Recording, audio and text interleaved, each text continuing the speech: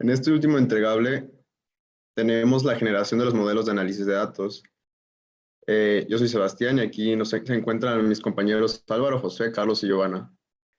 Aquí podemos ver todo lo que vamos a presentar próximamente.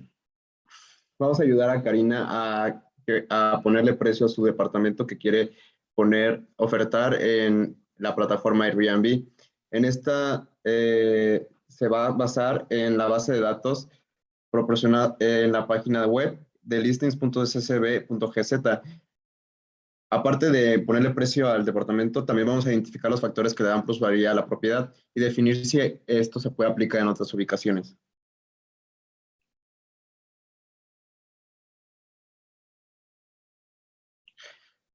Lo que queremos hacer aquí es hacer un análisis de datos para poder decidir informadamente el precio de renta, poder reportar cuáles son los factores que le dan plusvalía a la propiedad y también si se puede aplicar en otras ciudades. Todo esto en un plazo de 2 semanas, ya que en la primera semana estuvimos definiendo todo cómo vamos a trabajar y en el último día vamos a poder estimar el precio de la propiedad de Karina.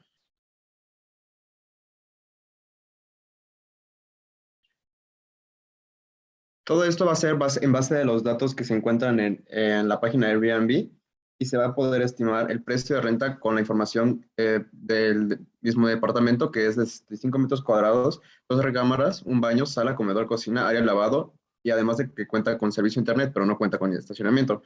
Todo esto va a ser nada más el alcance de este proyecto es dentro de la zona de la Ciudad de México.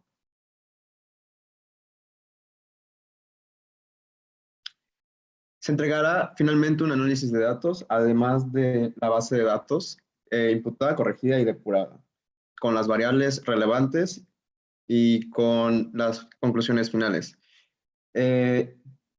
Con estos datos podemos cotizar la renta, además de los atributos y hay carencias que suman el valor a la propiedad. Esto dentro del plazo de 5 semanas y este precio solamente es del inmueble. No se va a incluir otras ciudades y se van a retirar las variables que no tengan relevancia dentro del precio. Aquí está repartido todos los trabajos que fuimos haciendo en 3 semanas. Para nuestro capítulo 2 vemos la manipulación y tratamiento de la base de datos, comenzando por analizar las 74 variables y obteniendo las que consideramos relevantes para realizar la cotización. Aquí se seleccionan las variables y se pegan de forma transpuesta para que se creara otra tabla en la que pusimos las características. Aquí se muestran algunos datos descriptivos de la parte de metadatos final, los restantes se descartó como se mencionará más adelante. Posterior a esto decidimos utilizar las variables relevantes para realizar la detección y corrección de los datos. Las variables que consideramos significantes fueron neighborhood, neighborhood cleans, property type, room type, accommodates, bedroom text, bedrooms, beds, amenities y price, las cuales consideramos significantes debido a que interpretan cualidades físicas de una propiedad, además de características como la colonia y el precio.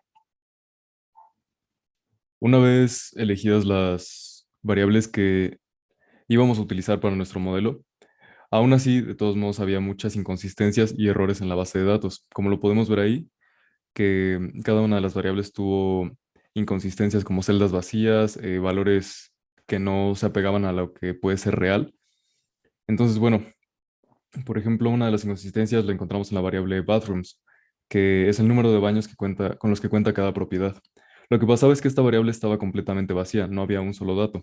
Sin embargo, en bathrooms text, que es otra variable, sí estaban los datos que necesitábamos. Lo que ocurría es que estaba mezclado con datos numéricos y con texto, que el texto pues no nos importaba.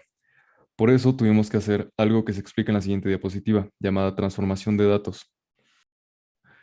Lo que hicimos para transformar estos datos fue usar una de las funciones que nos ofrece Excel, que es buscar y reemplazar, con lo cual buscábamos lo que nos interesaba, que eran los números, y dejábamos el texto fuera.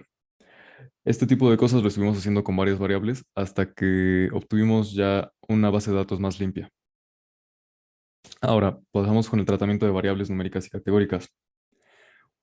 Con las variables que nos interesaban, hicimos una tabla de metadatos, lo que significa que describimos qué era cada una de ellas, poníamos por qué eran relevantes, qué tipo de dato eran, que eso es muy importante, y bueno, otros datos como por ejemplo sus rangos máximos y mínimos, etcétera.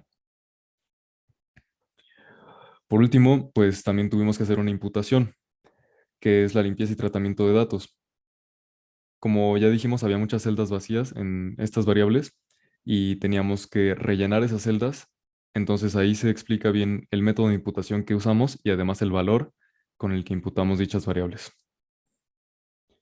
Una vez que ya teníamos nuestras variables más limpias, pudimos hacer nuestro primer modelo de regresión, lo que nos dio un valor de R cuadrada muy bajo, del 4%, siendo que un valor R cuadrado apenas es aceptable cuando es del 70%, lo que significa que nuestro modelo no era muy confiable.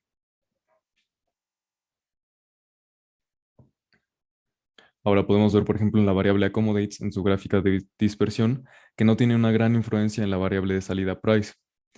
Por ejemplo, también en la variable bedrooms nos muestra algo muy raro, muy interesante, que es que las casas o las propiedades que tienen menos recámaras son las que tienen precios más altos.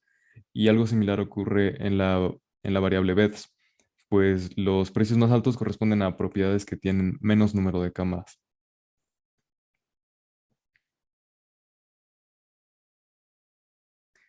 Siguiendo con este análisis de las variables para ver por qué nos había dado un modelo con una R cuadrada tan baja, hicimos también un diagrama de Pareto y un análisis de varianza. Todas nuestras variables, perdón, pasaron la prueba con su valor P siendo menor que la significancia y como podemos ver en el diagrama de Pareto, todas están aportando valor al modelo final. Sin embargo, unas en mayor medida que otras. En el diagrama de Pareto, las que tienen un efecto estandarizado mayor son las que tienen un mayor valor estadístico. Lo que queríamos es que nuestras variables fueran representativas, consistentes y completas para que nuestro análisis estadístico fuera eficiente. De acuerdo a las gráficas, nuestros residuos no pasaron el supuesto de normalidad, ni de aleatoriedad, y tampoco la independencia. Entonces, bueno, a lo largo de este proceso del capítulo 2, pudimos ver que nuestro modelo no era confiable y además entendimos por qué, basándonos en los datos que nos había dado Minitab acerca de nuestras variables. Para el capítulo 3 hicimos la generación de los modelos de análisis de datos. Entonces, nuestra metodología fue que empezamos a analizar la base de datos completa. Para esta parte tuvimos que depurar todos los datos y también quitamos los que creaban incongruencia o que también eran valores atípicos, ya que no eran importantes en nuestro modelo y de hecho afectaban más nuestros resultados. Así fue como logramos obtener Rs cuadradas diferentes. También hicimos análisis de dispersión para ver la relación entre las variables y también hicimos análisis de correlación. Entonces, también en el último hicimos un análisis de regresión lineal. Así que, ahora en el análisis de los índices de correlación, podemos ver que en el primer modelo, o sea, en los datos de la izquierda, ahí habían datos atípicos y todavía no estaban depurados, por lo que se puede ver que hay mucha aleatoriedad en los datos y nuestra R, o sea, nuestro índice de correlación, es más bajo. En cambio, cuando ya tenemos los datos del modelo final, o sea, cuando ya está depurada nuestra base de datos, podemos observar que los datos suelen tener ya un comportamiento similar y también nuestro índice de correlación aumentó en todas las variables. Después tuvimos que sacar los datos atípicos en nuestro modelo para saber cuáles teníamos que sacar de nuestro modelo y también para irnos guiando en nuestra base de datos, o sea, de cómo depurarla. Este es de nuestro primer modelo y lo que estoy mostrando ahora es de cómo quedaron esas mismas variables, pero después de su depuración. Entonces ya podemos ver que varias de las gráficas tienen mucho menos valores atípicos y la única que sí se vio afectada en este proceso fue la gráfica de caja de Price, o sea, los box plots. Ahora, para los modelos de regresión hicimos 3 modelos diferentes. En el primer modelo está completamente sin modificar, o sea, sigue teniendo todos sus datos atípicos y no está totalmente depurada la base de datos, simplemente está imputada. Y podemos ver que la R cuadrada es de un 4%. También en el análisis de varianza todos los valores P rechazaron la hipótesis nula, pero si vemos todas las variables podemos ver que hay una inflación bastante alta, todos pasan en el número 2 o casi todos. En el segundo modelo ya no habían datos atípicos, por lo que ya nuestra R cuadrada subió a un 43.06%. Y aquí podemos observar que la variable bedrooms es la única que tiene un valor P más alto que los demás. Y si observamos la inflación en cada uno de los datos, podemos ver que la inflación está bastante alta en cada uno de ellos. Ahora, para el tercer modelo, lo que hicimos fue quitar la variable de bedrooms y así es como tuvimos que todas las variables fueran un 0 y que su valor P todas se rechazara la hipótesis nula y también que su inflación fuera menor en cada una de las variables. Pero aún así decidimos quedarnos con el segundo modelo, ya que la R cuadrada es mayor en este caso. Para el análisis de la normalidad de datos, en ninguna de las pruebas pasó el modelo. O sea, ninguna de las pruebas tuvo un valor P mayor a 0.05. O sea, se rechaza la hipótesis nula. Ahora, nuestro primer modelo, en el análisis de residuales podemos ver que lo mismo. La prueba de normalidad no la pasan porque seguimos teniendo datos atípicos. También en la prueba de varianza no la pasa, sí la pasa ya que tiene aleatoriedad y no se muestra ningún patrón en los datos. Y también pasa la prueba de independencia ya que no se nota ningún patrón. Ahora, para nuestro segundo modelo, que es al final el que elegimos como ideal, podemos ver que aunque los datos sí se ajustaron más hacia la línea de normalidad, sigue sin pasar la prueba ya que su valor P es menor a 0.05. En la prueba de variancia sí la pasa ya que los datos se ven bastante distribuidos y no muestran ningún patrón. Y en la prueba de independencia podemos ver que concluimos que no pasa esta prueba, ya que si se nota algún cierto patrón inclinado hacia abajo, sea en decadencia, pero aún así no tenemos las suficientes herramientas estadísticas como para poder dar una respuesta concreta o concluir bien. Y ahora para nuestro tercer modelo sigue siendo el mismo comportamiento que el otro. Para nuestra optimización del modelo, nuestro precio objetivo que impusimos fue de 6,600 pesos. Y esto nos da un inmueble ideal de 3 camas, 2 baños, 4 accommodates, 2 cuartos y también en la zona de Hipódromo de Ciudad de México, que es la misma zona en la que está viviendo Karina, en la que tiene su departamento, y también en la Neighborhood Cleans de Gustavo Madero, en un cuarto de hotel. Bueno, pues para nuestras conclusiones finales, de acuerdo con los análisis que acabamos de presentar, se obtiene que pues por un buen precio por día para Karina, este sería alrededor de 6,600 pesos mexicanos la noche. Nada más tendría que tener alrededor de 0, 3 camas, 1, 2 cuartos, 2 baños y entre 1 y 4 servicios que ya tiene porque tiene wifi. Y en la colonia Hipódromo donde ya se encuentra, pero tendría que rentar todo el departamento para esto. Y de acuerdo con el modelo realizado, pues sinceramente no es de confianza y no fue validado, por lo que no nos daría una predicción cercana a la realidad. Sin embargo, nos sirvió para saber qué factores son importantes, porque los factores que dan plusvalía a la propiedad por noche serían la zona, la ciudad en la que se encuentra, el tipo de propiedad y el tipo y número de habitaciones, número de servicios, el número de baños, número de camas y los servicios extras con los que cuente. Ahora, se puede aplicar en otras ubicaciones dentro de la Ciudad de México sin ningún problema. Claro que esta metodología y datos están adaptados para aquí. Sin embargo, la metodología se puede generalizar y usar siempre cuando se encuentre la base de datos de la ciudad en la que se busque analizar. Por todo lo mencionado, se cumplieron con todos los objetivos SMART. Cumplimos en tiempo y forma con todos los objetivos. Y bueno, ahora continuaremos con las reflexiones individuales. Bueno, con este reto yo pude aprender la utilidad que tienen estas herramientas estadísticas, como por ejemplo Minitab, perdón, en nuestra vida cotidiana y cómo nos ayudan a entender mejor procesos que llevamos y así, una vez con ese entendimiento, poder optimizarlos para nuestro mayor beneficio.